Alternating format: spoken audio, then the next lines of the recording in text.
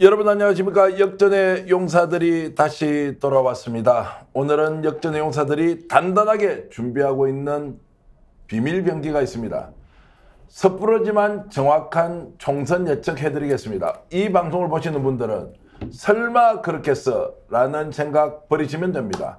저희들이 전망하는 총선 의석수 정확하게 진단해 드릴 테니까 맞추면 저희들 여의도에서 돗자리 깔겠습니다. 그때 한번 오셔서 인생 상담까지 받아줄 각오로 저희들이 총선 판세 정확하게 분석해 드리겠습니다. 오늘 제목이 이렇습니다. 총선 판세는 결정났다. 남은 것은 몇 대 몇. 노희 변호사 오셨습니다. 어서 오십시오. 네, 안녕하세요. 대한민국을 휘감고 논란의 중심에서 늘 활동하고 계시는 김성수 평론가 오셨습니다. 어서 오십시오. 안녕하세요. 시사문화평론가 김성수입니다. 시사문화평론가 근엄하게 말씀하시지만 늘 논란의 중심에 있습니다. 그런데 오늘 이분 분석을 들어야만 총선 정확하게 예측할 수 있다. 이렇게 해서 모셨습니다. 변희재 대표 오셨습니다. 어서 오십시오. 안녕하십니까. 소나무당 비례대표 2번 사실상 남성 1등이고요. 노희 변호사는 원래 방송을 함께 진행을 했지만 소나무당이 비례대표 1번입니다. 그런데 소나무당 얘기를 하려고 의도한 것은 아닌데 어제 그제 주말에 난리가 났습니다. 바로 소나무당의 총선 공약 때문인데요. 네. 어떤 내용인지 여러분 들어보시면 깜짝 놀랄 텐데, 자, 언뜻 제가 보기로는 한동훈 비대위원장 가발을 벗기는 공약도 있었고요. 또 윤석열 대통령을 실제로 수사해서 기소를 하게 되면 정말 입에 담기도 어려운 극형으로 어떻게 하겠다는 공약도 있어서 이게 정말로 공당의 공약이 맞는지 아닌지 오늘 여러분들께 확인시켜 드리겠습니다. 일단 노희 변호사 목포 가서 엄청 고생하셨죠? 주말에. 네, 사실 고생 많이 했는데 오늘은 정말 뜻깊은 시간이었고 정말 잘 다녀왔다 이런 생각이 들었습니다. 호남 분위기는 어떠시던가요? 호남 분위기는 그 생각보다 뭐 전체적으로 차분하기는 했어요. 저희가 이제 5.18 묘지 참배도 하고 와서 좀 더 그랬을 수도 있긴 합니다만은 그런데도 이제 새바람이 조금 불고 있는 느낌이었고요. 특히 최대집 저희 그 지역구 후보 8번인데요. 최대집 후보의 개소식에 저희가 갔었었는데 거기 모이신 분들의 열기가 매우 뜨거웠고 또 그동안에 호남이 사실은 충성스럽게 표도 많이 드리고 그랬었었는데 조금 아쉽다, 2% 부족하다 이런 분들이 많이 있었었는데 이번에 그래서 그런 것들을 좀 바꿔보고 싶다 이런 열망이 많이 느껴졌습니다. 자, 공약을 보니까 특이한 것들이 좀 있더라고요. 지금 이제 아까 뭐 가발이나 실제로 뭐 사형 공약 같은 경우에는 뭐 그냥 진짜 공약이 아니라 그런 의지를 갖고 있다는 정도, 좀 이따 변희재 대표께 물어보기로 하고요. 전체적으로 어떤 공약들이 지금 딱 국민들에게 확 와닿는 공약 어떤 게 있습니까? 저희는 그러니까 정치검찰 해체가 원래 기본 목표고 윤석열 정권 심판이 저희들이 원하는 바이기 때문에 전체적으로는 언론 탄압에 대해서 이제 입법을 통해 가지고 해결하겠다. 뭐 방통위 같은 곳에서 지금 모든 언론사를 상대로 해서 예를 들면 김건희 여사죄 안 붙였다고 과징금 때리고 뭐 바이든 날리면 보도했다고 과징금 때리고 그러지 않습니까? 이제 그런 잘못된 행동을 하지 못하도록 이 관련 법안들을 전부 다 개정하겠다라는 게 첫 번째 얘기인 것이고요.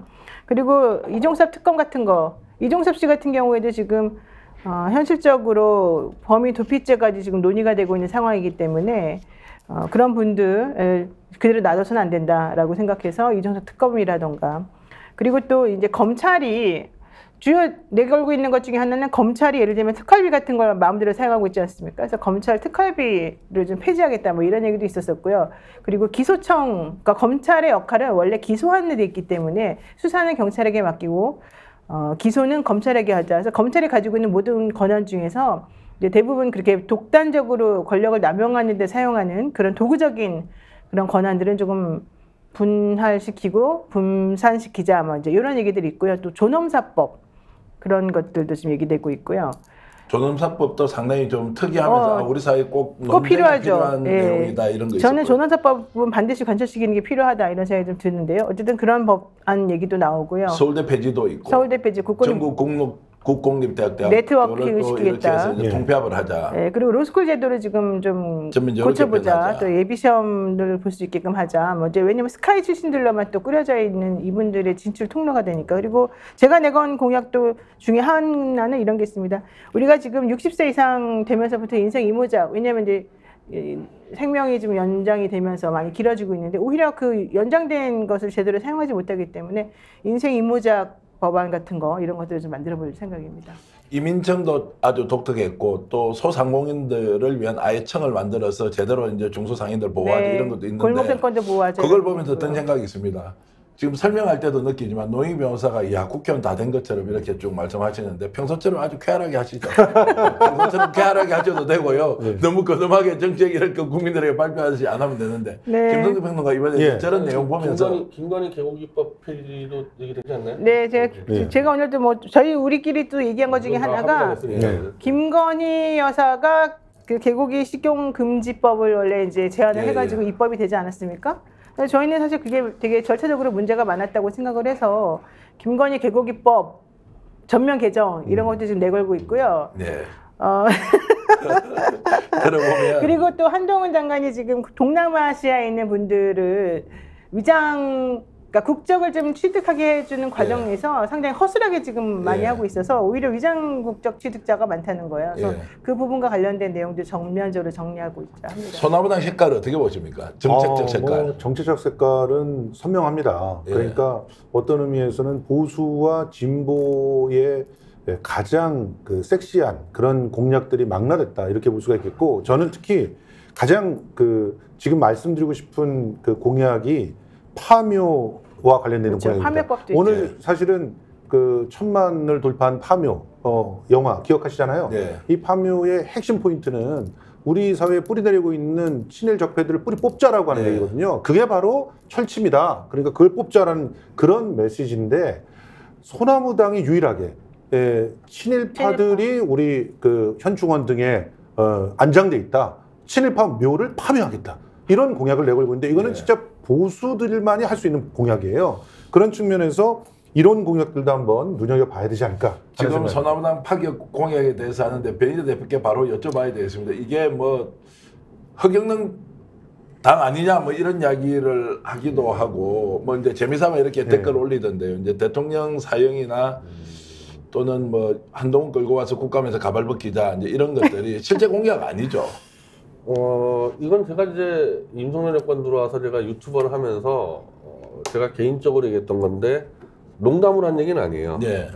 반드시 하겠다라고 제가 이제 쭉 설명을 이어왔었던 거기 때문에 어떤 식으로든 진행이 될 겁니다. 저 부분에서. 문제가 뭐 아직 당에다가 뭐 사실 우리 당에 지금 뭐 대표가 지금 감옥에 있다 보니까 정책을 탭을 놓고 진작에 논의한 적은 없어요. 각자 개인이 하는 것들을 가지고 뭐 조정하는 정도로서 그런데 저 두 건은 일단 현재는 제 개인 공약인데 뭐 그냥 뭐 웃기려고 한 공약은 아닙니다. 아주 제가 오랫동안 짚어왔던 거기 때문에요. 근데 지금 변희재 대표의 공약은 사실 이제 입에 소리내서 말하기가 좀 곤란한 부분들이 있어요. 너무 날 것 그대로 말을 하게 되면 오히려 좀 위험할 수가 있는 발언이긴 한데 문제는 그게 상당히 파급력이 있고 사람들이 오히려 그 공약에 대해서 되게 진지하게 얘기를 하는 부분이 있단 말이에요. 그 얘기는 무슨 얘기냐면 이 정부가 그만큼 국민들에게 신뢰를 많이 잃었고 그런 얘기를 하면서 사람들이 좋다라고 느낄 만큼 물론 농담이겠지만 농담 아니라니까. 그러니까 우리 변희재 대표는 농담이 아니고 이제 그걸 좋다고 하는 분들 중에는 진작에 받아들인다기보다는 이제 그렇게 됐으면 좋겠다라고 얘기하는 분들이 있어요. 왜냐하면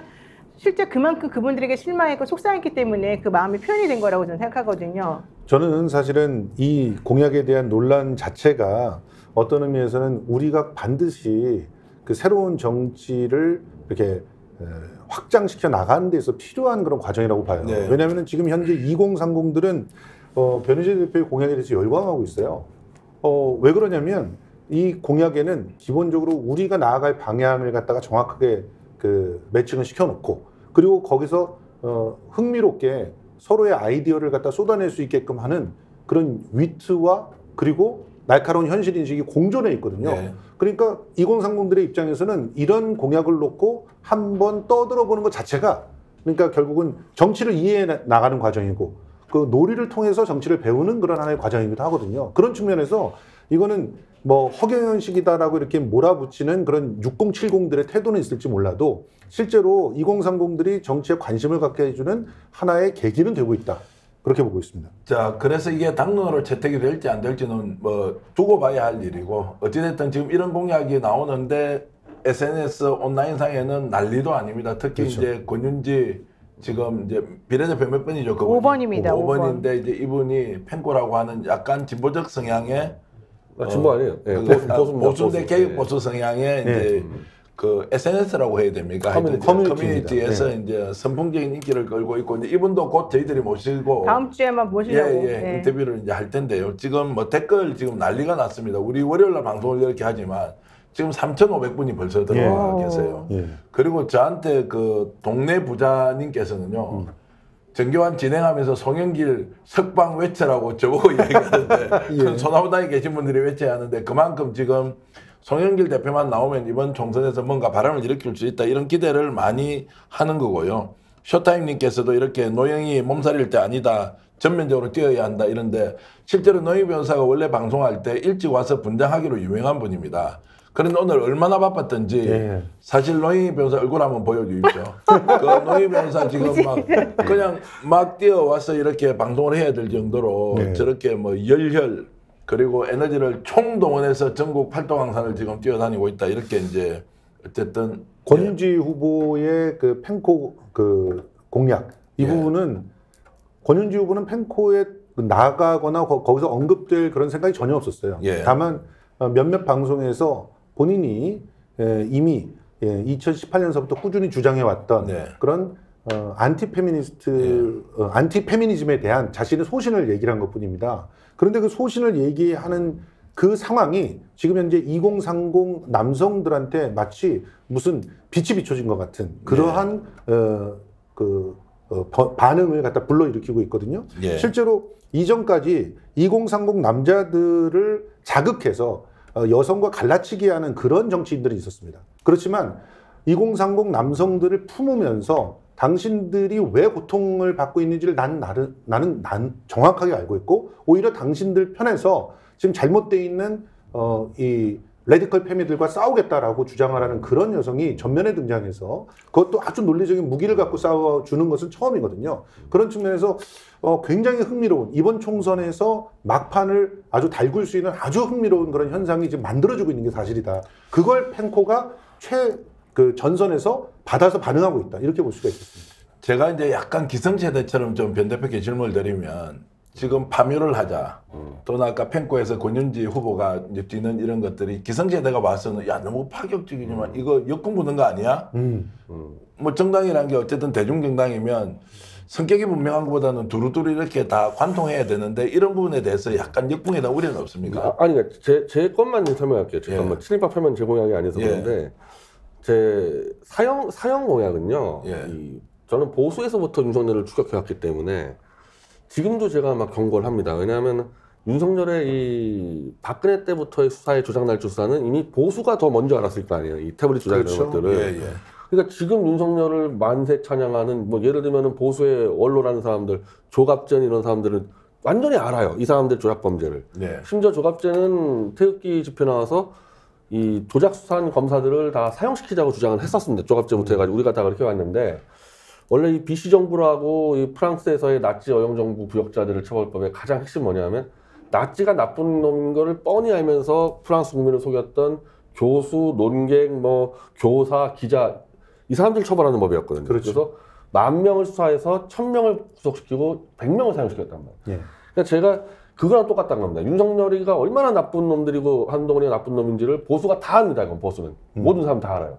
근데 국민들이 속였잖아요.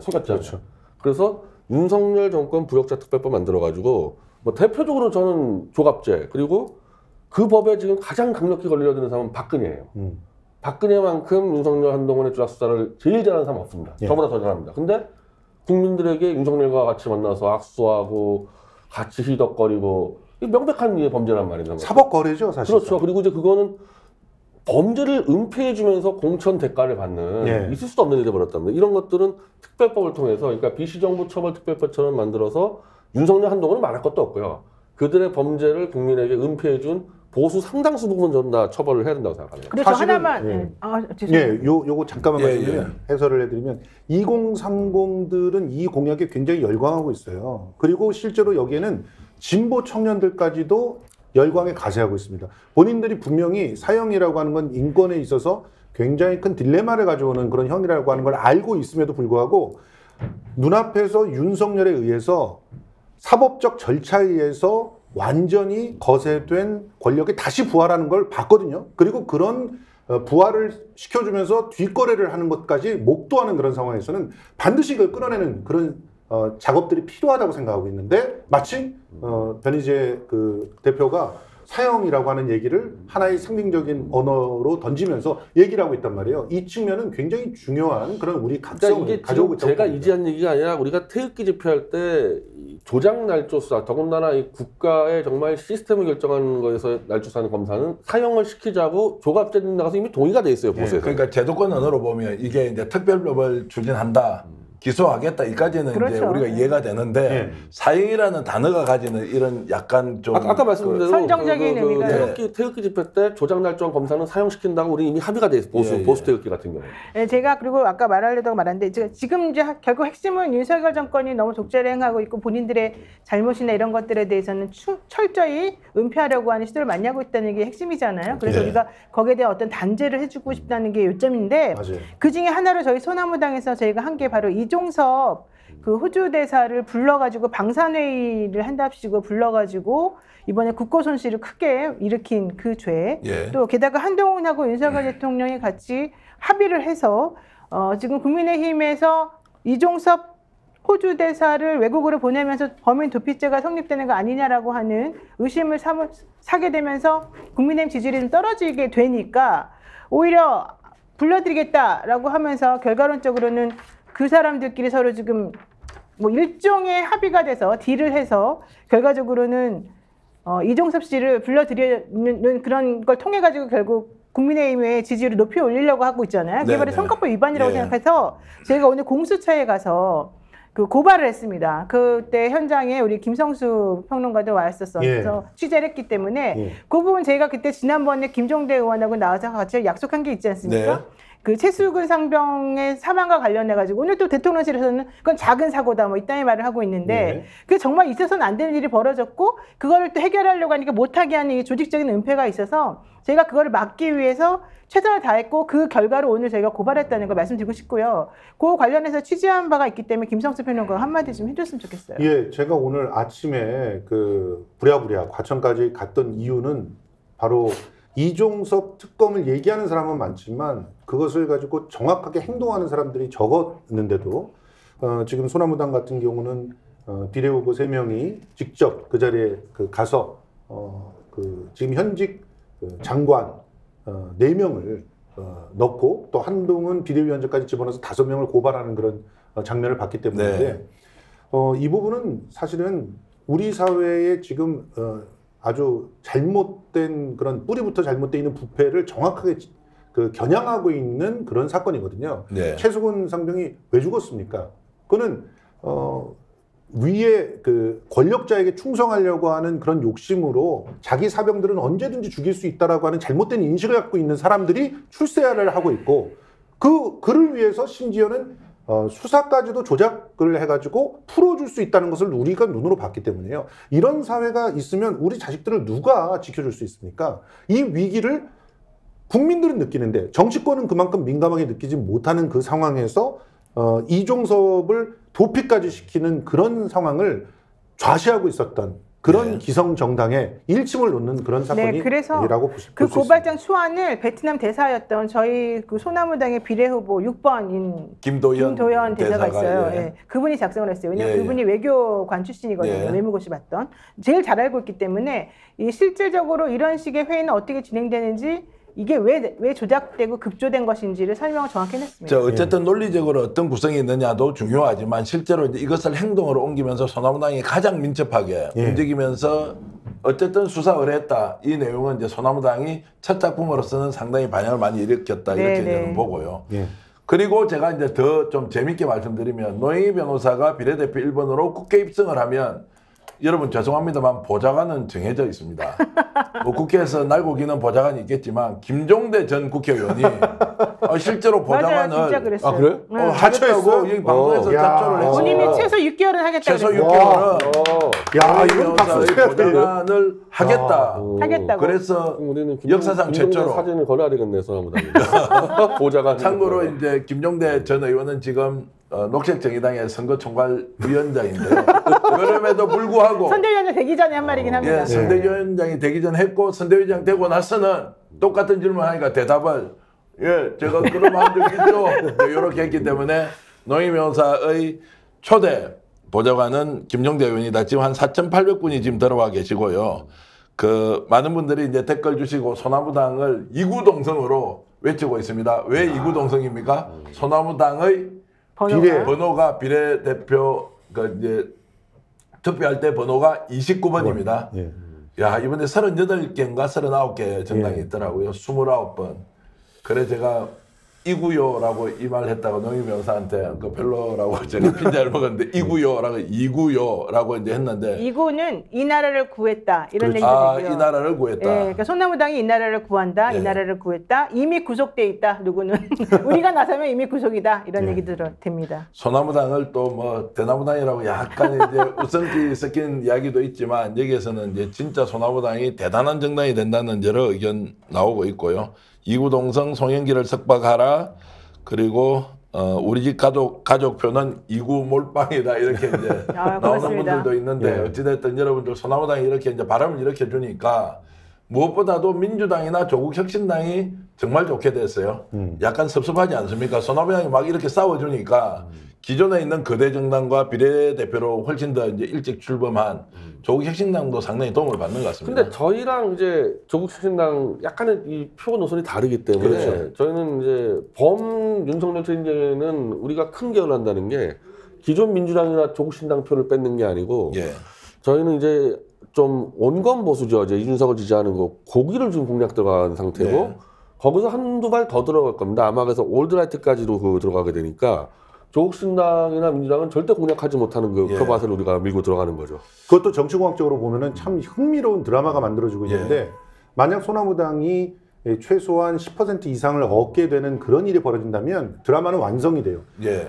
조국혁신당은 녹색정의당처럼 이미 윤석열 정부의 그 하수인이 되어 있었던 자칭 진보들을 갖다 정리하는 쪽으로 작동을 하잖아요. 왼쪽 날개가 되고 있는 것이고, 그리고 소나무당 같은 경우는 지금 1억 원으로 그 비례 후보를 갖다가 거래하고 있는 자유통일당 같은 부패 본질당, 그리고 개혁신당처럼 2030을 사기쳐가지고 자신의 정치적 이득을 취하는 그런 유사 보수당 이런 데를 갖다 정리를 하고 있어요. 네. 그러니까 이 양쪽으로 펼치는 하객진들이 오히려 나라를 갖다 바로 세우는 그런 방향으로 드라마틱하게 작동하고 있다는 것이죠. 그걸 우리 유권자들이 알고 있는 거예요.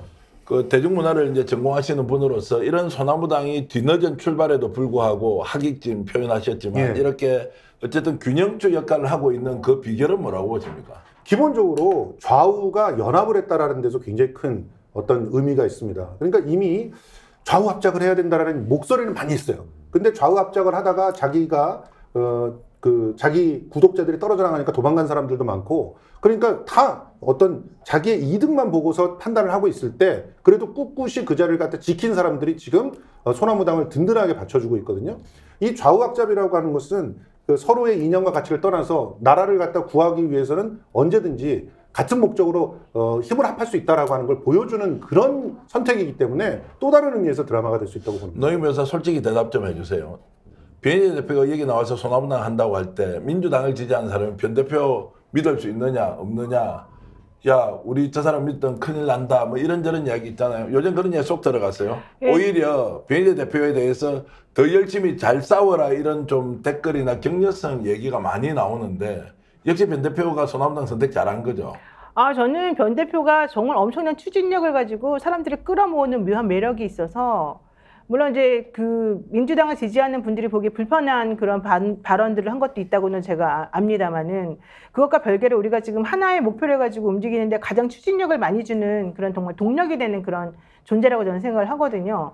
그래서 저는 변희재 대표한테 상당히 고마움을 느끼고 있고, 김성두 TV 같이 이렇게 저희들을 도와주고 스픽스처럼 우리를 도와주는 그런 매체들이 별로 없어요.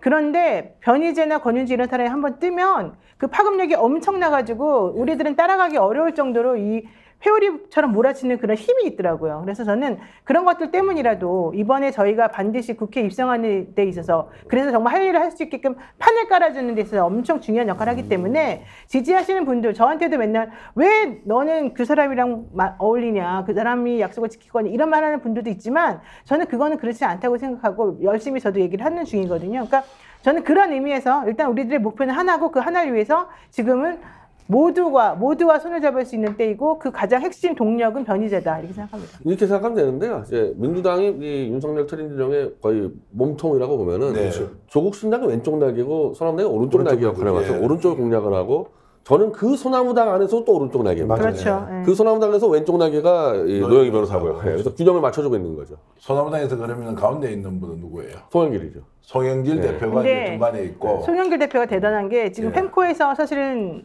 뭐 권윤지 후보가 떠서 이런 것도 있겠지만 더 중요한 건요. 펜코에서 송버지를 발견해냈다는 거예요. 송버지는 이제 송영길 아버지 같다 뭐 이런 얘기인데 송영길이라고 한 사람이 5선이나 했고 당대표도 했었었고 인천시장도 했던 사람인데 24평 아파트에서 정말 큰 개랑 4명이서 좀 너무 좁아 보이기도 하고 에어컨도 없는 집에서 살면서 자기의 그 벌어들인 돈의 25% 상당을 계속해서 기부하면서 열심히 살아오고 정말 청렴결백하게 살아왔다는 그 인생 그리고 딸하고 아들이 취직을 제대로 못해서 지난번에 딸이 생일날 파티를 했는데 식구들끼리 앉아가지고 케이크에 촛불을 불면서 소원을 빌었대요. 무슨 소원을 빌었냐 물어보니까 정규직이 됐으면 좋겠다. 월급 300만 원만 받았으면 좋겠다. 이런 소원을 빌었다는 겁니다. 맞습니다. 그런 얘기들이 펜코에서 사람들에게 하나씩 둘씩 퍼져나가면서 이 사람들은 정말 찐이구나. 이런 얘기가 됐던 것 같아요. 인상 한번 보십시오. 저분 갑자기 좀 그리워지는 것 같아. 예전에는 뭐 하여튼 그러면 지금 펜코 계신 분들도 지금 우리 댓글로 엄청 많은 글을 올려주시고 지금 실시간으로 많이 들어와 계신데 이제 펜코 쪽에서 송영길 대표나 소나무당을 보수적 성향임에도 불구하고 이제 재발견한 것 이것은 변 대표 어떻게 보십니까? 원래 이제 펜코가 좀 변화가 많았었는데 원래는 이제 탄핵 때 같은 경우는 문재인도 지지했다가 근데 문재인 정권의 정책이 이 젊은 층하고 안 맞는다 이래가지고 보수로 왔는데 윤석열이 또 워낙에 헛짓을 하고 근데 윤석열에게 좀 바른말한 게 이준석에 대해서 윤석열이 넘어갔다가 이준석이 이낙연하고 손잡다 보니까 이건 또 웬 야합이냐 그래서 지금 헤매고 있는 상태에서 누구보다 가장 선명하게 윤석열 조기 퇴진을 위해서 발언도 하고 실천도 하고 있으니까 어떻게 보면 좀 관망하는 자세에서 여기 한번 밀어볼만 하겠다 여기에 대해서 그러니까 노선 쪽으로 볼 때는 저 사람들은 좀 보수 쪽 성향에 가까우니까 뭐 전화 초대집에 가까우지만 실제로 송영길 대표라든지 뭐 손희원 씨나 이런 분들은 노선은 안 맞는데 그거를 이제 윤석열 조기 퇴진이 훨씬 더 이제 중요한 명분과 이제 지지 이유가 되는 거죠. 저는 이 문화적으로 상징적인 사물이 두 개가 딱 등장을 했어요. 송버지 신드롬을 만들어낸 것 중에 롤케이크와 선풍기. 여름에 강아지가 더워서 지쳐서 쓰러져 있는데 그 옆에서 강아지를 갖다가 쓰다듬으면서 선풍기를 틀어주고 있는 송 대표의 모습, 이 사진. 그리고 생일상에 올라져 있는 게 생크림 케이크, 그 흔한 생크림 케이크도 아니고 롤케이크였어요. 롤케이크와 생크림 케이크의 차이를 오히려 펜코가 정확하게 꿰뚫어 보더라고요. 이 사람은 찐이다. 그러니까 그 생일을 축하해 주는데 진정한 그 축하의 마음이 필요한 것이지 거기를 갖다가 꾸미고 있는 것이 필요하지 않다. 그거를 그 롤케이크라고 하는 상품 하나로 그냥 보여주고 있는 것이거든요. 그러니까 이거는 그냥 어떤 쇼를 벌이는 사람은 절대로 발견하지 못하는 디테일이에요. 그러니까 이런 소박하고 이런 서민적인 그런 모습으로 지금까지 딸 하나도 어디 아빠 찬스로 학교를 보내거나 직장을 보내지 않고 살아왔다는 것을 입증해 줬기 때문에 상대적으로 이런 모습은 사실은 조국 대표하고 비교를 하게끔 만드는 그런 상황이 돼버린 거죠. COP233님께서는 캅233님께서는 송버지 간장 계란밥 밥상도 올려라 이렇게 말씀을 하셨고 이거는 이제 서민적 풍모가 굉장히 드러나는 것 이렇게 강조해 주셨고요. 노희 변호사 응원한다고 최고라고 이렇게 슈퍼챗 보내주신 아루미님도 계신데 고맙습니다. 여러분 혹시 지금 5,100분이 보고 계신데요. 좋아요 아직 안 누르신 분은 잠깐 나가셔서 1,200분 정도 오신 것 같아요. 좋아요 눌러주시고요. 그리고 구독 안 하신 분들은 구독도 눌러주시면서 주위에 공유해 주시면 지금 나와 있는 세 분의 열혈 정치 지망생 또는 정치 평론가가 더욱더 열심히 할 수 있도록 여러분 응원 좀 많이 해주시길 부탁드리고요. 자, 그런데 제가 이제 좀 또 질문을 까칠까칠하게 좀 드려보겠습니다. 이렇게 소나무당이 열심히 하고 펜코 같은 데서 일종의 좀 그 큰 돌풍이 일을 만큼 이렇게 많은 지지를 하는데도 왜 여론조사에는 지금 노인변호사 안 나옵니까? 여론조사에 왜 안 나와요? 그러니까 소나무당은? 여론조사를 하려면은 선관위에 당이 등록이 돼야 된다 그러더라고요. 예. 근데 그게 지난 월요일 날 등록이 돼가지고 그 이후에 이제 그 당을 넣어가지고 여론조사를 또 하려면 가상번호를 또 다시 또 받아야 된대요. 가상번호를. 예. 근데 그 번호를 받는 작업이 일주일 정도 걸린대요. 예. 그래서 이제 오늘이나 내일이나 해가지고 좀 요번 주에 나오지 않을까 생각합니다. 참고로 그 이제 리얼미터 쪽에서는 오늘부터 들어가는 조사에는 소나무당 들어갔다고 저희가 리얼미터에서 오늘부터 이제 이택수 대표가 이끌어간 리얼미터 굉장히 유명한 여론조사 회사인데 거기는 이제 들어가면 자, 여론조사 결과가 그러면 이번 주 말 또는 뭐 오늘날 화수목이면은 뭐 금토일 정도 28일 전에 한 몇 개가 나올 것 같거든요. 몇 개가 나온다. 네, 거기엔 잡히겠죠. 자, 그러면 잡히면 어느 정도 잡힐 것 같습니까? 일단은 저희가 시급한 게 선관위 주최 토론회 가려면 5% 이상이 나와야 돼요. 그렇죠. 우리는 예, 예. 지금 잡힌 게 없기 때문에 이번에 나오는 걸로 그냥 가게 돼 있거든요. 예. 근데 한 2월 말에 소형기 신당으로 딱 한 번 잡혔어요. 리서치비에서. 예. 저는 이제 소나무당을 못하고 소형기 신당 했는데 3% 나온 게 있기 때문에 그때보다 떨어질 이유가 없잖아요. 올라가면 올라가죠.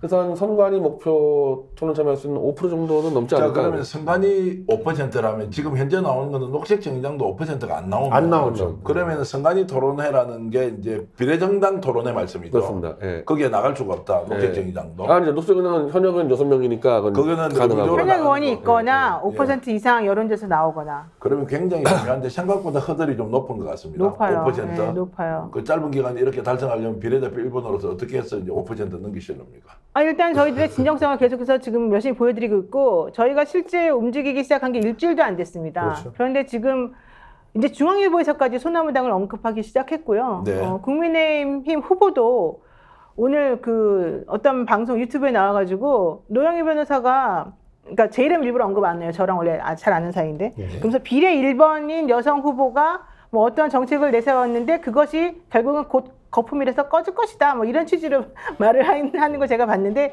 오히려 그런 것들이 우리를 조금 이제 의식하기 시작했구나. 우리를 겁을 내기 시작했구나. 이제 이런 느낌을 제가 받아서 앞으로 계속 올라갈 일만 남았다. 그리고 저희는 5%만 넘어가지고 토론회에 갈 수만 있으면 변희재 대표 말 얼마나 잘합니까? 네. 이런 분들 내세워가지고 저희들이 가지고 있는 진정한 상황이 무엇인지 여러분들께 꼭 알리고 싶고 지금 비례대표 후보들 간의 토론회가 3개가 잡혀 있더라고요. 5%만 넘으면 우리 나가가지고 다 초토화시킬 수 있습니다. 그렇죠. 나가기만 하면 초토화 시킬 수 있다. 그러면 이제 정당이 어떻게 됩니까? 이제 더불어민주연합 그리고 국민의 미래 그리고 조국혁신당, 녹색정의당, 새로운 미래도 들어가는 거죠. 거기 네, 새로운 미래, 새로운 미래와 들어가고. 개혁신당도 들어가고. 선영이가 현역은 5명 이상이 돼야 되기 때문에. 5명 이상이면 예, 그것도 지지율 그런 목표 돼야 녹색정의당은 됩니다. 가야 되는 거고 새로운 미래도 못 가는 거예요. 거기가 5%가 넘으면 또 거기도 갈 수 있는 거죠. 그러니까요. 네. 그래서 한 7개 정도의 정당이 나와서 이제 대국민 토론을 지금 할 예를 경우에 들면 개혁신당이 5%못 넘고 있어요.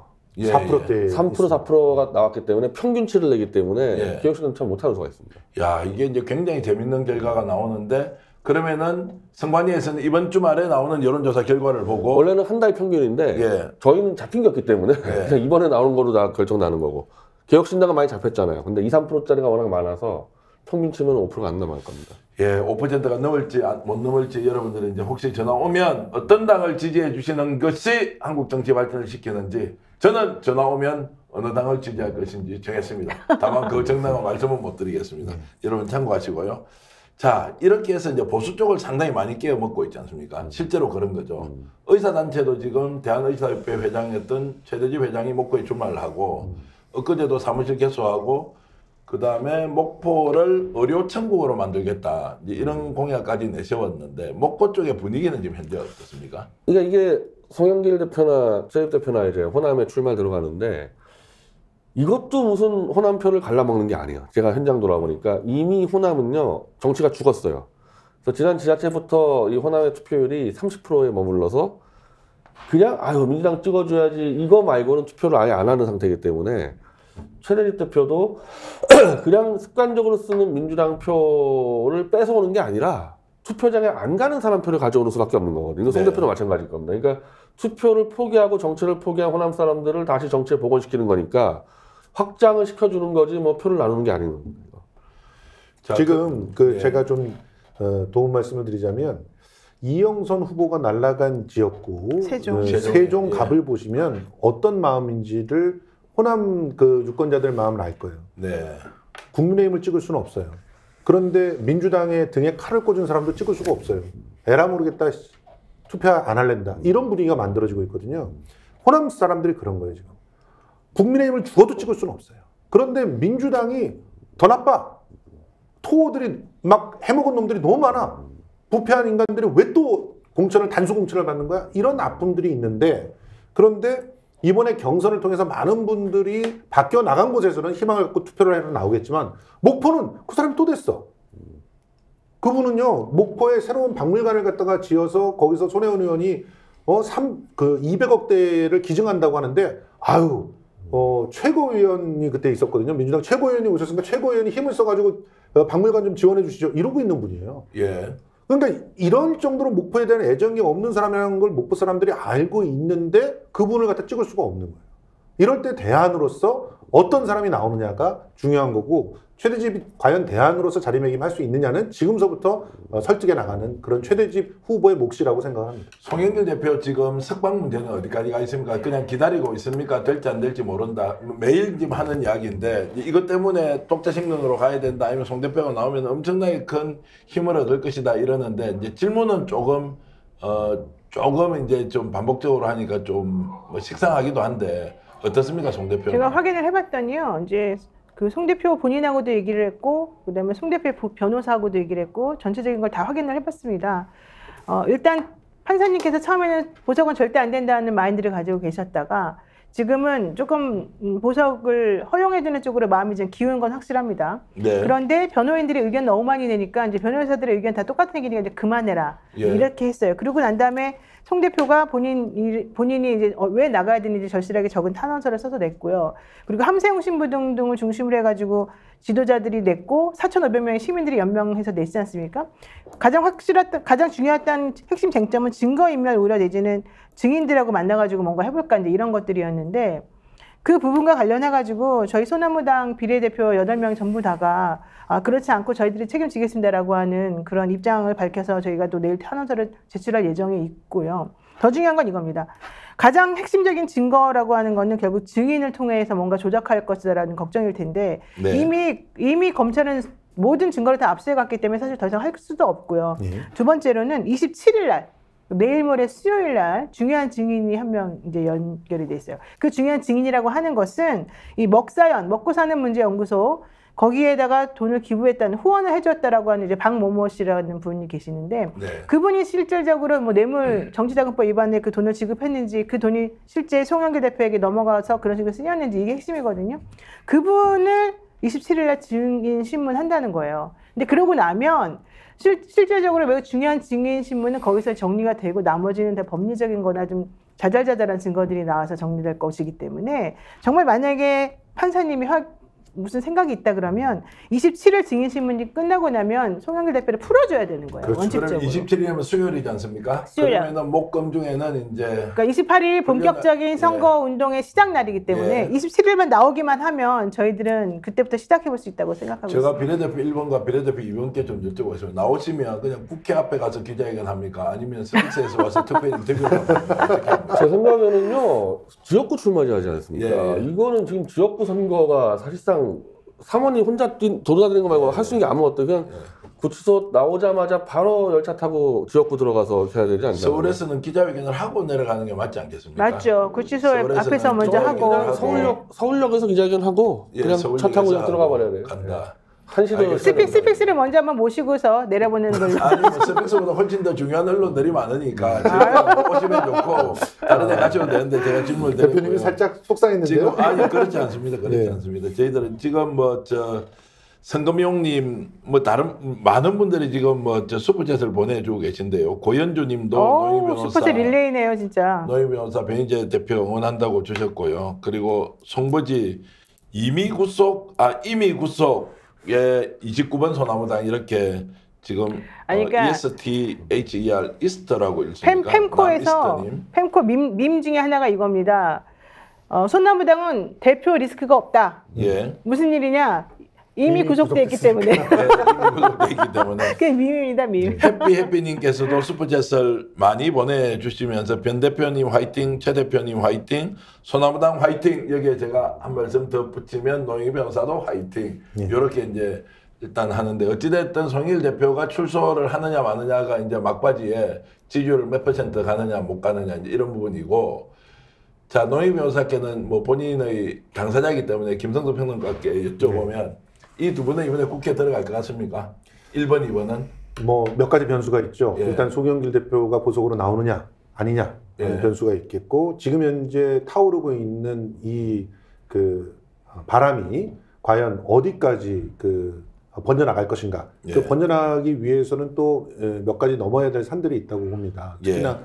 지금 현재 뭐 이 비례 후보들이 나가서 얘기를 하면 할수록 견제가 들어오고 있거든요. 이미 벌써 노영희 후보에 대해서는 모 후보가 견제를 하기 시작했단 말이에요. 그런 견제들이 들어올 때 검찰들도 움직일 텐데 그런 어떤 음모들을 잘 뚫고 이 바람을 잘 지켜나가기만 한다면 저는 10%까지도 가능하지 않을까. 10% 가능하다. 예, 그렇게 자, 보고 오늘 조국혁신당이 비례대표 국민 지지율이 민주당을 앞섰다, 국민힘도 앞섰다, 뭐 이런 이야기들이 나와서 사실상 이제 1위 그룹에 들어가 있다. 예. 이거는 이제 조국혁신당이 소나무당이 나오면 조금 부정적으로 가거나 이래야 되는데 오히려 더 치고 올라가는 것은 이미 이제 대세 추세선을 완전히 이제 올라탔다. 이런 이제 조국혁신당의 바람이 지속되는 것은 어떻게 보십니까, 변 대표는?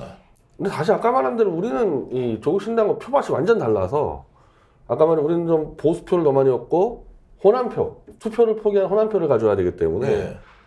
경쟁 관계처럼 보이지만 표밭은 달라요. 그래서 저는 뭐 그쪽 표를 뺏겠다 생각은 없는데 뺏는 것은 아니고 네, 각자 네. 약진을 하고 네, 우리 우리 영역이 특이하지 있었는데 않느냐 이제 이런 어쩌면 근데 이제 조국신당은 민주당 표를 지금 좀 많이 가져간 상태이기 예. 때문에 그건 좀 조정이 되지 않을까 그래요. 이게 그렇죠. 민주당이 어떻게 보면 좀 조국신당을 열어주는 경향이 있습니다. 이재명 대표 만나가지고. 근데 민주당도 비례대표가 있지 않습니까? 네. 그 사람들은 뭐냐 그래서 아마 몰빵론 가지고 해서 민주당과 조국신당 둘 사이엔 좀 조정이 있을 것 같아요. 예. 지금 소나무당 얘기를 다른 그 채널에서는 잘 안 합니까? 안 왜냐하면 하죠. 여기 댓글 주신 분이 해시키위님께서도 슈퍼챗을 보내주시면서 소나무당 이야기를 들려주는 스픽스 화이팅 이렇게 하는데 예. 다른 데도 방송을 많이 하고 있지는 않습니까? 여태껏 언론사에서는 그 어디도 받아준 데가 없었고요. 스피스가 최초로 언론사에서는 최초로 받아주는 곳이고 그리고 미디어 워치에서 예. 받아주고 있었고요. 보수 쪽에서는. 그리고 유튜브 중에서는 아마 저하고 태안욱 TV 정도가 받아주고 있었던 우리는 거. 노영 변호사하고 지금 한 달째 소나무당 이야기를 하고 조국혁신당도 필요할 때는 엄청나게 우리가 칭찬해주고 그렇죠, 특히 그렇죠. 이준석의 개혁신당 같은 경우에도 처음에 새로운 정치하라 박수 막 보내주고 했고 지금은 이제 소나무당이 이렇게 되고 하니까 충분히 다른 채널도 할만하고 또 내용이 뭐 틀린 게 뭐 있습니까? 열심히 같이 해보자 그러는데 의도적으로 배제하는 이런 것도 좀 있다고 아니, 느낍니까? 저는 꼭 그렇지는 않다고 생각하고요. 저희가 상당히 늦었고 예. 일단 그 언론사들은 지금 당장 지지율을 따지기 때문에 우리는 예. 지지율 데이터도 없고 예.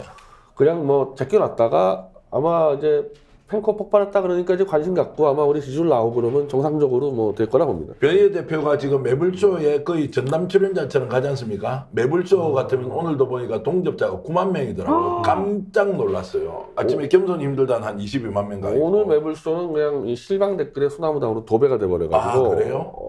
그래서 아마 팬컵 쪽 사람들이 가장 손쉽게 이제 자기 의사를 접근할 수 있는 게 매불쇼라 생각해서 그런지. 매불쇼. 예. 그래서 매불쇼에서 들어가서 실방에서 이 권윤지 작가, 사실 이 팬코 쪽에 이 통로를 뚫어버린 건 권윤지 작가거든요. 그렇죠. 예, 예. 이제 우리 비례대표 어머님 후보인데 매불쇼에서 저하고 통화해서 권윤지 작가를 좀 섭외를 하는 걸로 결정했습니다. 예, 예. 우리 그리고- 그 스픽스도 다음 주에 스피스. 권작 다음 주 늦어요.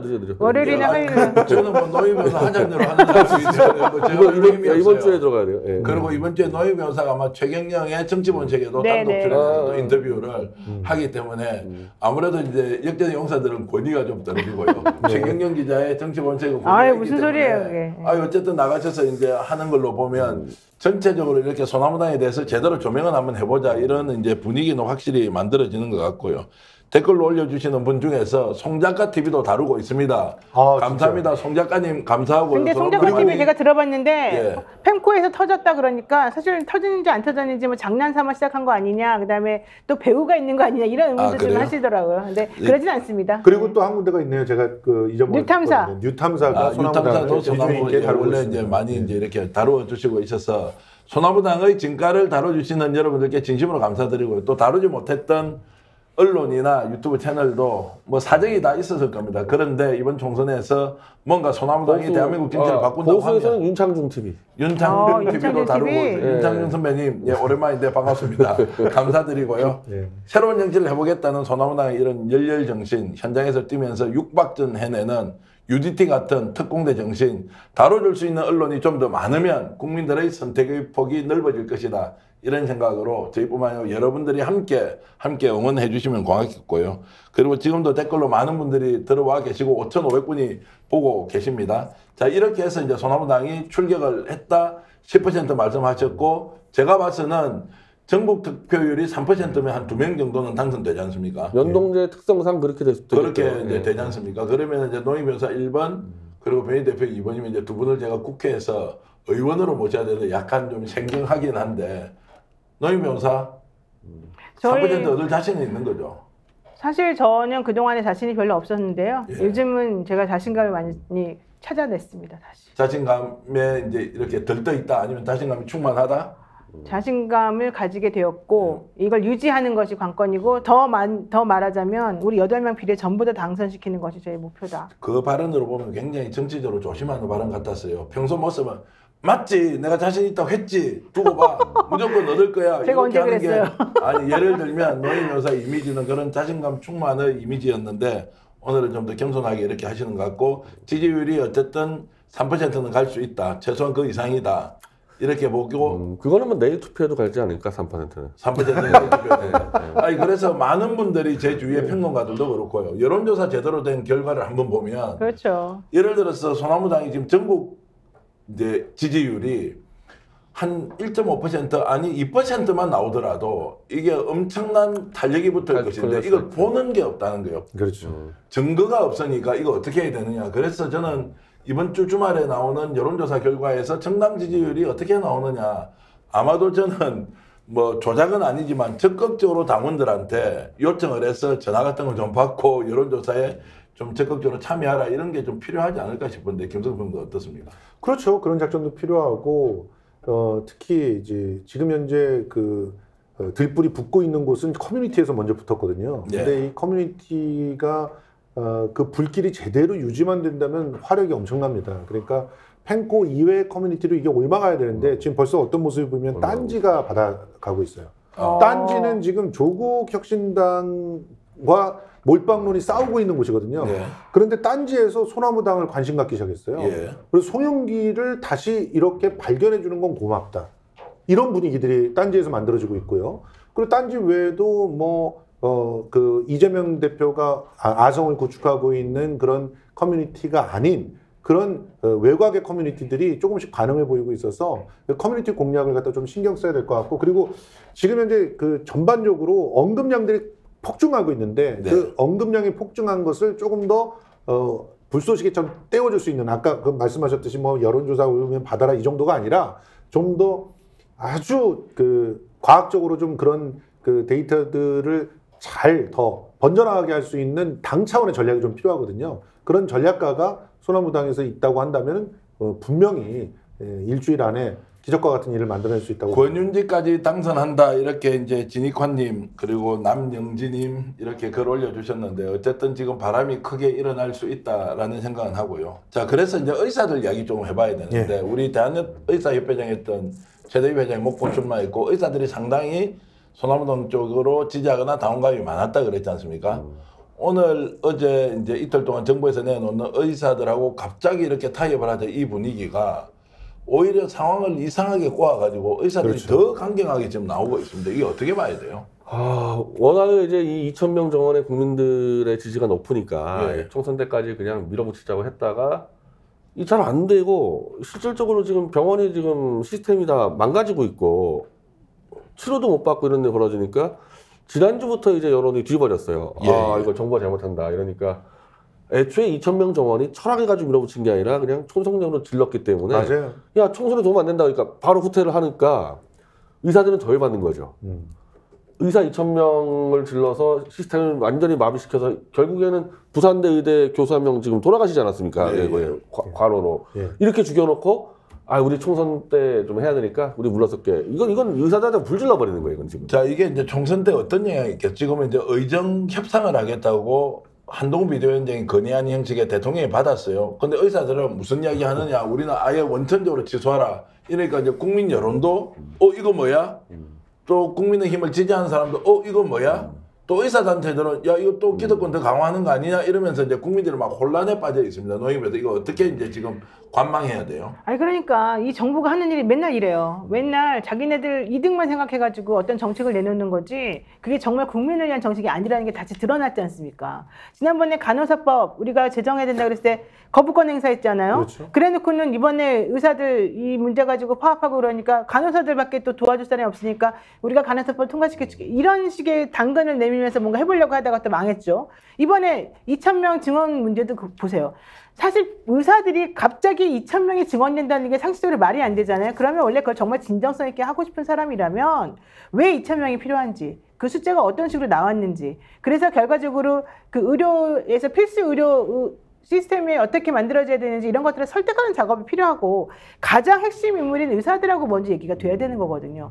근데 물론 의사 선생님들이 그런 거를 그전에부터 계속 거부해 왔기 때문에 안 될 수도 있다고 생각하지만 그럼에도 불구하고 이분들은 갑자기 총선 얼마 안 남겨두고 갑자기 이걸 내지르면서 국민들이 마치 본인들의 편인 것처럼 막 퍼포먼스를 했단 말이에요.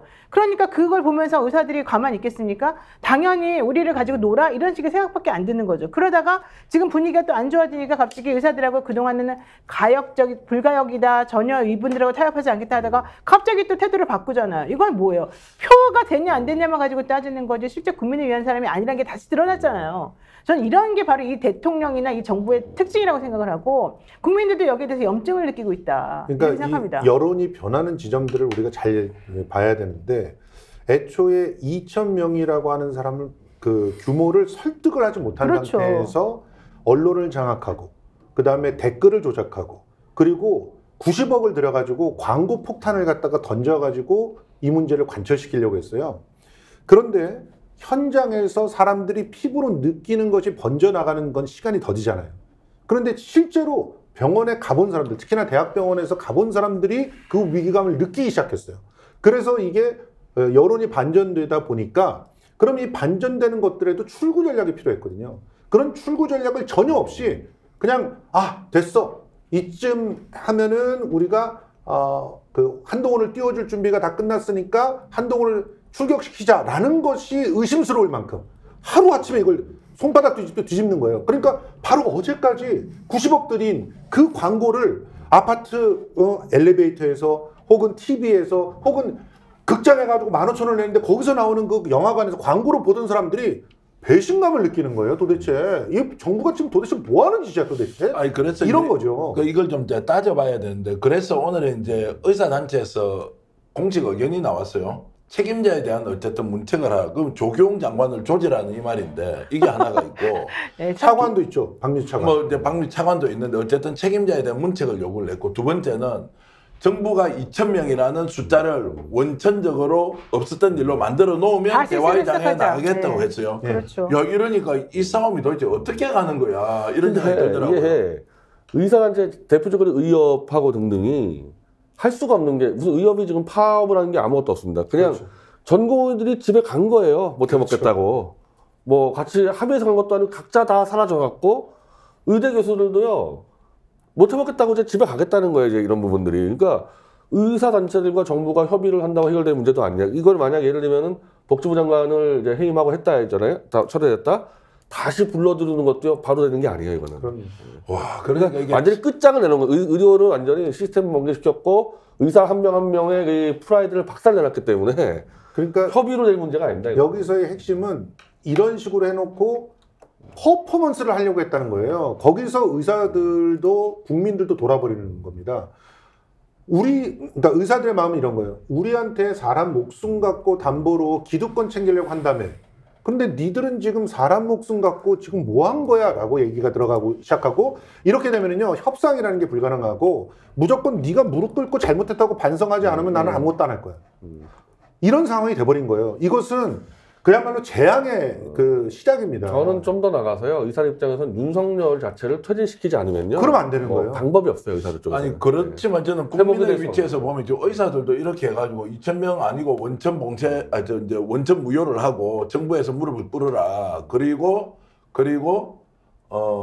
이제 해임을 하라. 뭐 어떻게 이제 이렇게 책임자 문책에 대한 얘기를 하는 것도 과하지 않나는 생각은 좀 들거든요. 그러면 그렇죠. 일단 대화를 하자면 아니, 제 말씀은 국민의 생명과 의사들을 집단 행동을 시킨 주체가 있으면 그런데 그게 아니기 때문에 뭐 이 사람들이 보건복지를 날리고 뭐고 아무 관계가 없어요. 지금 이런 노용 자체가. 그러니까 이게 왜냐면 다 개별적으로 다 나가버렸기 때문에. 왜냐하면 의사들이든 누구든 간에 어떤 정부가 정책을 내놓으면 그 정책이 본인들에게 사실은 이득이 안 되고 힘들면 그 정책을 따라야 되는 당이라도 좀 줘야지 사람들이 그렇죠. 얘기를 하는 거잖아요. 그런데 이 정부는 그런 거 없이 다짜고짜 우리 너네들 마음대로 할 수 있으니까 우리가 2,000명 증원시킬 거야. 따라와! 이렇게 딱 강압적으로 한 거잖아요. 그런 상황에서 그 이후에 일련의 과정들에서 사실 의대생들이나 의사 선생님들이나 교수님들이나 다 같이 한 발 양보했어요. 그분들 정말 문재인 정부 때가 완전히 다르게. 우리 한번 같이 타협을 한번 해봅시다라고 할 수 있는 본인들 입장에서 할 수 있는 거를 했단 말이죠. 그때는 콧방귀도 안 꼈어요. 왜냐하면 국민들이 내 편이다 이러면서. 근데 그러다가 결과적으로 지금 이제 상황이 불리해지니까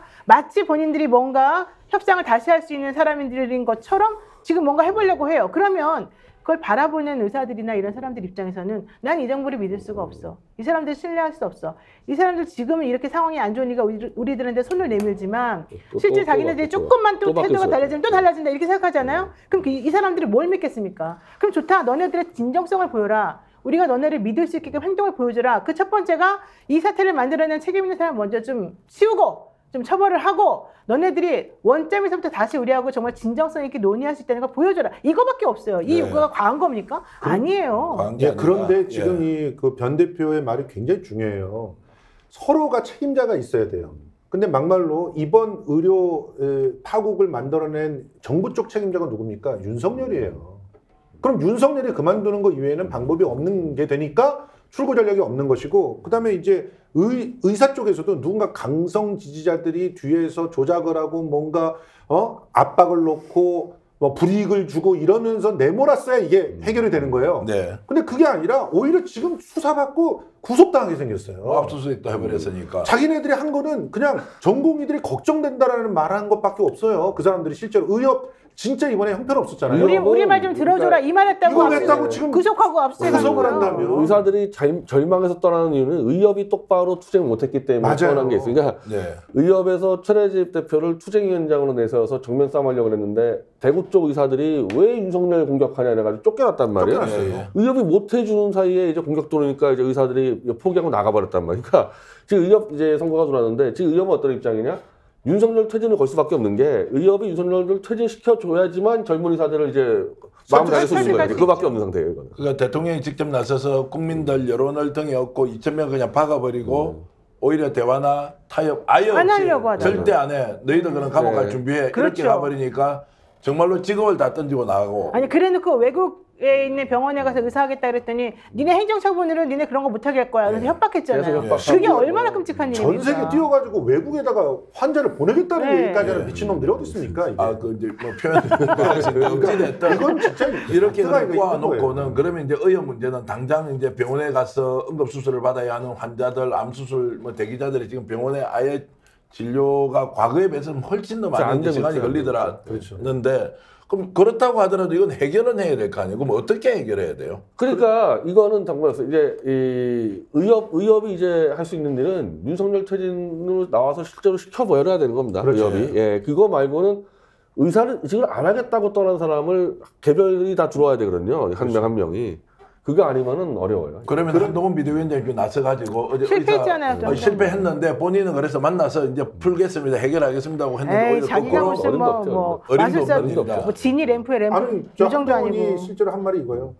이 일에 대해서 언급하는 것은 적절하지 않다고 생각합니다. 이러고 도망갔어요. 의협에서 계속 사직서 낸다고 하니까 마이크가 오는 게 무서운 거예요. 자기가 책임질 수가 없는 거 아닙니까? 그럼 아무도 지금 책임 안 지겠다. 대통령실은 한동안 넘겨주고. 의대 교수들이 사립서 내는 것도요. 예. 전공의가 빠지니까 의대 교수가 어떻게 할 수가 없는 거예요. 자기들 팔다리가 없으니까. 그렇죠. 예. 실제로 한 분 돌아가셨잖아요. 예. 과로로. 자기들 죽겠다는 의도다가 자기들 죽겠다. 그러니까 못 해먹겠다고 나가는 사람들을 무슨 수로 데려오냐고요. 그러니까 정부가 어쨌든 그래도 이 상황을 해결해야 되고 대통령을 퇴진시키지 못하겠다 내지는 대통령 스스로 물러서지 못하겠다고 하면 대통령이 먼저 사과를 해야 됩니다. 사과를 하고 협상의 장을 마련할 수 있도록 그렇죠. 그들이 요구하는 내용은 어느 정도 들어줘야 돼요. 예컨대 보건복지부 장관 차관 이 사람들 정말 책임지고 물러나라고 하고 그들이 원하는 방식으로 혹은 내지는 정말 사회에 도움이 되는 방식으로 해결 대안을 몇 가지를 만들어가지고 협상 테이블로 오게끔 만들어주고 기본적인 신뢰를 먼저 구축하는 게 필요합니다. 저는 그 말씀이 굉장히 중요하다고 보는 것이 이제 노영희 변호사가 국회에 가시겠지만 그런 일단은 말씀 정부가 하지 잘못했으면 나서서 네. 사과하고 미안하다고 해야죠. 국민들은 의사가 정원이 돼야 된다고 분명히 요구하고 있으니 그렇죠. 2,000명 벽 선 긋지 말고 대화하자.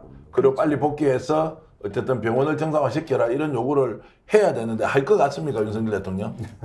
일단 최소한 뭐 우리가 대통령 중재니까 의사 문제로 대통령 퇴진을 조건은 못 걸겠죠. 그래서 네. 저는 총리까지는 퇴진시켜야 된다고. 맞아요. 한덕수 총리가 얼마나 말을 많이 했습니까 그 대해서 네. 2,000명 내에서. 진짜 나쁜 끔찍한 사람이에요. 말을 많이 했어요. 그러니까 한덕수 총리까지 해임시키고 새 총리가 와서 사과하면서 풀어내야 되는데 뭐 그래도 안 될 것 같은데 어쨌든 정부는 거기까지 해야 되겠죠. 그러면 이제 총선의 이벌 타격이라는 것은 이루 말할 수가 없다. 이제 4월 10일까지요. 의사들 이제 붙잡고 살려달라고 빌고 다녀야 되는 사태가 벌어진 겁니다. 아니 저는 걱정이 아픈 분들 병원 가서 진료받도록 해야 되는데 아무리 나라가 잘못했다 하더라도 의사들은 좀 병원에 와서 뭐 진료 좀 해야 되는 거 아닌가요? 그런 그런데 식으로 그동안 참, 계속 해왔죠. 네. 그런 요구를 하고 그러고 나서 대화해야 되는 거 아니냐고요. 아니 그러니까 지금 의사들이 아니라니까요. 전공의들은 지금 현실적으로 완전히 의사로서의 그 의료법 체계 내에서 해결할 수 있는 사람들이 아닌 거잖아요. 의대생들도 마찬가지고. 그러니까 벌써 이 사람들이 단추를 잘못 끼웠고 해결할 수 있는 그 모멘텀에서 지나가 버렸다는 얘기밖에 안 되는 거예요. 여기서 반드시 우리가 지적하고 넘어가야 될 것이 윤석열 대통령이나 국민의힘이 의사 지금 단체 문제 또는 의대 정원 문제와 관련해서 했던 이 수준의 저급함이 있잖아요. 그렇죠. 이게 바로 정치를 그동안 정치를 그렇죠. 총선의 수단으로 써서 예. 그래놓고 책임있게 밀고 가지도 못하면서 정말 전문가 집단, 전문가 단체는 완전히 정부에 대한 신뢰를 100% 상실해버리고 국민은 볼모가 되어서 엄청나게 피해를 보는 것. 그런데도 아무도 책임질 사람이 없다. 이 부분에 대해서는 명확하게 지적할 필요가 있겠는데. 이게 이 정부가 국민을 대하는 자세입니다. 예. 그동안에 해왔던 모든 행동이 다 이런 식이었잖아요. 근데 그동안에 뭐 화물노조 연대 그 파업하는 사람들이라던가 우리 같은 사람들은 힘이 없으니까 당하는 거죠. 예. 하지만 의사들은 지금 그렇지 않습니다. 그러니까 이분들이 이 의사 선생님뿐만 아니라 이 대통령과 이 여당 사람들은 우리가 그냥 밀어붙이면 돼. 우리가 힘으로 이 사람들 잡아 넣으면 돼. 그러면서 의사들도 똑같이 말하면은 이틀막 하고 데려가고 구속수사하고 압수하고 막 이랬잖아요. 그게 그동안에 힘없는 사람들한테 먹혔겠죠. 그걸 계속해서 성공하다 보니까 이번 이꼴까지 온 거예요. 저는 그래서 이번에 이 대통령이나 이 여당 사람들이 정신 차리는 계기가 돼야 된다고 생각하지만 또 한편으로는 그래도 국민의 생명을 담보로 하는 부분이 있기 때문에 빨리 이게 해결이 돼야 되고 그러기 위해서는 대통령이 나서서 잘못했습니다. 내가 그동안에 국민들을 잘못 대했습니다. 이 말을 해주는 것이 저는 가장 빠른 해결책이라고 봐요. 의사단체는 종북이나 좌파로 몰릴 수도 없잖아요. 아, 그러니까요. 몰았죠. 몰았죠. 맨날 말만 하면 우리는 몰았다고 종북이라고 몰렸죠. 몰았어요. 이번에도. 계속해서. 예, 의협의 뒤에 종북 좌파가 불순분자들이 있다. 있어서 지금 이런 짓을 선동하고 다닌다라고 수상에 들어간 겁니다. 그게 종북 좌파는 아니잖아요. 그렇게 몰려오죠. 아니, 무조건 집어넣- 프레임을 그렇게 짜죠. 여러 산하단체 중에 좌파 있을 거 아닙니까? 예, 예. 그거 두 개 붙잡아서 뭐 하고 했죠. 선동할 거 다 했죠. 야, 그런 방식으로 해가지고 아직도 먹힌다고 착각하고 수사나 정말 압수수색으로 통제를 할 수 있다. 이런 이제 인식을 하고 있는 윤석열 정부 정말로 큰 일이 났습니다. 지금 어떻게 이제 정리할지 모르겠는데 그렇게 보면 결국 이번 총선은 의원 문제가 윤석열 정부나 국민의힘을 살려줄 수 있는 히든 카드로 나왔다가 이걸 쫄딱 망하게 할 악수 중에 악수가 될 가능성이 높다 이렇게 볼 수 있는 더구나 거죠. 의사들은 원래 강력한 윤석열 지지층이었거든요. 예, 예. 거기에 도태훈안이 겹쳐 있어요. 예. 그러니까 정통 보수와 의사들이 겹쳐서 핵심 지지층이 붕괴된 거 아닙니까? 예. 지금 이게. 그러니 선거를 칠 수가 있나요? 자, 이렇게 되면 이제 선거 판세가 안 그래도 수도권에서 막 기운다. 그것은 이종섭 사건. 뭐 이런 것들이 이제 결정타였다고 했는데 지금 의원 문제도 여기에서 이제 뭐 기름을 껴얹듯이 이렇게 돼버렸는데 그러면 더욱더 지금 총선은 불리한 상황으로 간다 이렇게 보시면 됩니까? 핵심 지식은 완전히 빠져. 의사나 지금 정통 보수 측은 못 찍고요. 저쪽은 예. 국회의원 못 찍기 때문에 한 뭐 강력한 표 한 10에서 20%가 날아갔다고 보고요. 이미. 네. 그리고 이제 어떻게 보면 의사들 표심이 한 뭐 주로 뭐 가족과 지금 100에서 막 150만 표 예상하는데 그걸 갖고 사실 엄밀히 말하면 소나무당이랑 이준석 당이 또 경쟁하고 있습니다. 네. 이준석 당이 이제 의사를 1번을 집어넣어가지고 비례대표에. 근데 우리는 최진희 대표가 나갔지만은 최진희 대표가 보수란 거 다 알죠. 의사들 입장에서. 근데 목포에 나갔다 그러니까 일단 미쳤나 생각하는 거거든요. 그 만약에 목포에서 좀 성적이 나오면요. 의사들이 이제 소나무당으로 많이 이제 관심 가질 거니까 그런 식으로 이제 보수표들이 막 흩어지는 겁니다. 국힘당에서. 제가 이제 주목하고 있는 지역구 하나가 이제 분당인데요. 안철수 전 대표가 지금 여기에서 이광재 후보하고 맞붙어 있는데 계속 이기다가 드디어 뒤집어졌는데 한두 군데가 뒤집어진 게 아니고 추세로서 일단 어렵다. 이 정도로 이제 갔다는 것은 수도권, 경기도 그리고 원래 지금 국힘의 강세 지역에서도 매우 위험하다 이렇게 좀 읽을 수 있습니까? 그렇죠. 실제로 또 상징적인 곳이 그 부산이었죠. 예. 부산에서는 지금 진보당과 단일화가 계속 민주당에서 연동형을 선택하면서 단일화를 계속 이뤄내는데 부산, 울산 등에서 단일화한 곳은 다 이기고 있어요. 그러니까 이런 모습들로 그 백중세에 있었던 그런 한 60여 개의 지역구들이 절반 이상 민주당으로 돌아서거나 민주당과 연대했던 소수정당으로 돌아서는 순간 지옥이 펼쳐지는 거죠. 그래서 지금 현재 그 일부 커뮤니티에서 그 새롭게 여론조사가 업데이트 될 때마다 그것을 가지고 이제 표시를 갖다 계속 하는 그런 일종의 놀이가 또 벌어지고 있거든요. 정치를 갖다 놀이로서 이제 소비하는 젊은 친구들의 독특한 하나의 방식인데 그걸 보면 계속적으로 파란색이 늘어나고 있습니다. 심지어 네. 최근에 굉장히 민주당에 낙관적으로 본 한 그 커뮤니티의 그 석수 분석에는 무려 197석이 기록되고 있습니다. 197석이 범민주 계열 예. 그렇죠. 야권연대 좀만 더 하면 200석 되겠네. 범야권. 예. 그리고 아직까지 이제 혼돈으로 남아 있는 그런 그 곳들이 한 20석 정도. 그러면 이 20석이 어떻게 넘어가느냐에 따라서 막판 총선의 어떤 분위기가 어디로 타오르냐에 따라서 어디로 넘어가냐에 따라서 200석 이상이 꿈이 아니게 되는 그런 상황이 벌어지는 자, 거예요. 기억을 하시는지 모르겠는데 질문 하나 드리면 경남 양산을이 있지 않습니까? 김두관 의원하고 김태호 전직 이제 경상남도 지사가 지금 맞붙고 있는데 여기도 최근 여론조사 보니까 김두관 의원이 이제 앞서기 시작했더라고요. 그렇죠. 오차범위 아니긴 하지만 오차범위의 끝은 정도에 이제 가 있는 걸로 맞습니다. 봐서는 자, 그게 지금 말씀하셨던 197석 외에 한 20석 정도가 여전히 혼조세다라고 그렇죠. 하는 거기에 들어 있는 것이냐? 네. 혹시 양산을이 거기에 들어 있던가요? 양산을 같은 경우는 거기서 이제 추세를 감안해 가지고 빠져 있죠. 그러니까 예, 예. 197석 안에 양산은 들어와 있어요. 예, 예. 근데 그렇지 않은 곳들이 지금 뭐 예를 들자면 동작을 같은 곳들이 동작을 네, 그 호각세다 이렇게 놓고 버티고 있는데 나경원이 과연 이 거센 바람을 잠재울 수 있겠습니까? 예. 그러니까 그런 측면에서 본다면 지금 앞으로 윤석열이 계속 이런 그 실정을 거듭할수록 한동훈이 무책임하게 도망가는 모습을 보이면 보일수록 지금 주말에 한동훈이 일정이 없어요. 예. 난 이런 선거를 처음 봅니다, 사실. 못 오게 네. 하는 거죠, 못 오게. 예.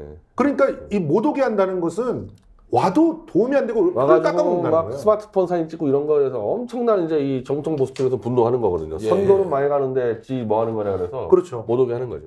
이런 식으로 벌어지는 것들이 계속 이루어진다면 계속적으로 그거에 반해서 이재명 대표는 곳곳 가는 곳마다 사람들을 갖다 몰고 다니면서 판세를 뒤바꾸고 있는 그런 모습이라는 것을 기억해야 될 것 같습니다. 제가 이제 여러분께 상황 설명을 좀 드리면 지난 한 주 동안 국힘이 지지율이 엄청나게 떨어지면서 야 이게 심상치 않다 여론이 그런데 이제 의협 사태가 오늘 터졌고 한동훈 비대위원장에 대한 유권자들의 비토가 워낙 강해지다 보니까 이거 총선 그러다가는 200대 100 아니 100석도 국민의힘이 못할 수 있다 이런 얘기들이 이제 급속도로 확산이 되고 있다 지금. 자 그래서 지금 현재 총선의 상황이 어떻게 정리될지 아무도 예측 못하는데 과연 국민의힘이 반전의 카드를 내놓을 수 있느냐 없느냐. 노희 변호사 솔직하게 얘기해서 국민의힘 반전의 카드 내놓을 수 있습니까? 제가 없습니까? 보기에는 어려워 보입니다. 어렵다. 네, 왜냐하면 본인들을 원래 지지했던 그 세력들을 결집시키는 효과는 분명히 있을 겁니다. 네. 하지만 지금 현재 윤석열 정권을 심판해야 된다라고 하는 정권 심판이 너무 강하게 불어오고 있고 지금 국민의힘 내부에서도 상당히 어렵다라고 하는 분위기가 감지되고 있기 때문에 게다가 한동훈의 역량이 딸린다는 게 다시 드러났어요. 한동훈 그동안에 재판대 맨날 지더니 결국 이번에 총선도 진다. 이게 이번에 사람들이 많이 가지고 있는 생각이거든요. 그렇게 하다 보면 자기네끼리 결집하는 세력은 한계가 있는 거 아니겠습니까? 오늘도 대통령 지지율 떨어졌잖아요. 이게 계속해서 나갈 겁니다. 그러면 결과론적으로는 범야권 연대들이 승리할 수밖에 없다 이겁니다. 반전의 카드 있다 없다? 반전의 카드는 이제 아마 윤석열을 아마 출당시키려고 그럴 텐데 출당 그 카드. 반전은 아마 그 정도 안 돼요, 더 큰 참패로 아마 이어지겠죠. 그 카드 썼다가는. 반전의 카드 있다 없다? 실제로 가장 확실한 반전의 카드가 윤석열을 탈당이거나 출당을 시키는 겁니다. 그 외에는 없어요. 그러니까 지금 현재 전면에 오늘 같은 경우 어제 같은 경우도 용인에 가가지고 이원모 선거운동을 하고 앉았어요. 대통령이. 이렇게 되니까 자기가 모든 책임을 다 져야 되는 상황이 벌어지는 거예요. 왜 그렇게 하는지 모르겠더라고요. 그러니까요. 자기는 오히려 뒤에 숨고 한동훈이 그런 걸 하게끔 해주기 위해서 지금 그렇게 짰는데 지금 뭐 때문에 그런지 몰라도 한동훈이 자기 말을 듣지 않다 보니까 내가 나서지 않으면 안 되겠다라는 그런 이상한 그런 경쟁의식이 생기는 것 같아요. 경쟁심을 갖는 것 같아. 진짜 그러다 보니까 자기가 직접 가가지고 그 지원을 하는데 이게 가장 큰 독약이거든요, 사실. 그러다 보면은 윤석열을 잘라내야지만 우리가 이길 수 있겠구나 하는 생각으로 확 달아오를 수가 있어요. 그러면 막판에 가서 윤석열 출당시키는 게 나올 수 있는데 그렇게 되는 순간 보수층들은 투표장에 가지 않을 겁니다. 지금 이원모 후보가 나와 있는 저 용인갑 지역구가 실제로 국민의힘이 이기기가 굉장히 어려운 상황인데요. 지금 대통령이 저기 가가지고 후보 공약을 거의 다 뭐 달달달 외워서 그대로 발표를 해버렸어요. 그래서 이게 당장 선거법 위반이다. 선거법 위반이죠. 이런 것까지 나오는데 저 책임을 나중에 또 후폭풍을 어떻게 윤석열 대통령이 감당할지 저런다고 선거에 과연 이기겠느냐는 생각이 드는데 정말로 답답해서 이거 대통령실에서 상황이나 판을 잘못 읽고 있는 거 아니냐. 역할 분담도 다 깨졌다. 특히 국민의힘은 이번 총선에서 한동훈 비대위원장 체제로 끝이 나면 한동훈은 외국 갈 것이라는 의견이 많잖아요. 유학한다고. 유학 보내버린다고. 후보도 아니고 하니까. 미국 대사로 보낸다는 얘기도 있더라고요. 아니 뭐 그까지도 보내지도 않을 것 같은데 어찌됐든 이런 내가 상황이면 싹을 잘라버릴 것 같아. 총선은 볼 것 없이 다 끝났다. 변희재 대표. 그러니까 한동훈은 완주도 어려울 것 같고요. 아마 안철수 정도 쪽하고 저 함은경 정도 쪽에서 이번 주 안에 윤석열 출당을 지를 겁니다. 그러면 이제 일주일 동안 출당하니 많이 가지고 자리끼리 싸우게 돼 있거든요. 이게 더 무너지게 돼 있죠.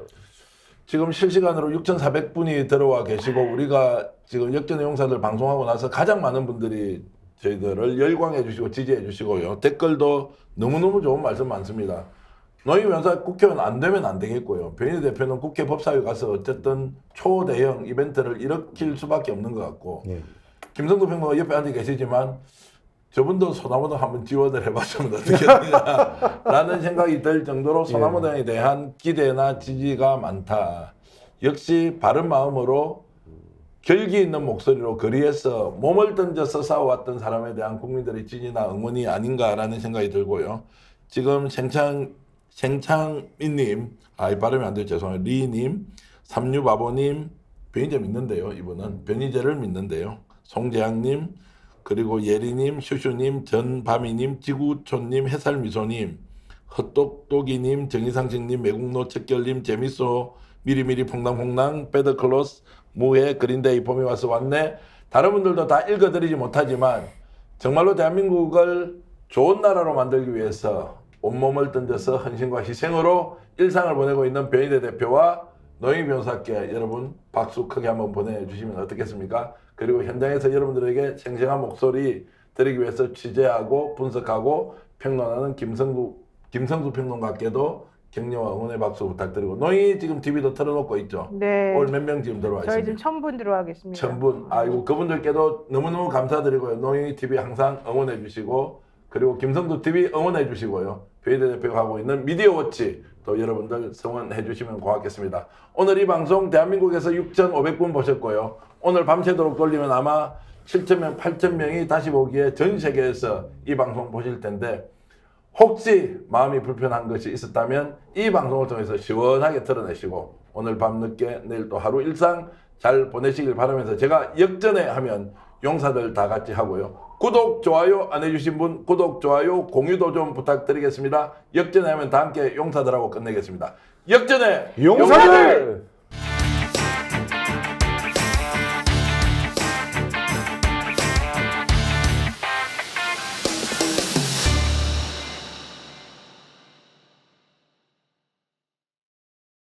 지금 당장 스픽스 구독 눌러주세요. 지금 보고 계시는 영상 좋아요, 댓글도 마구마구 남겨주세요.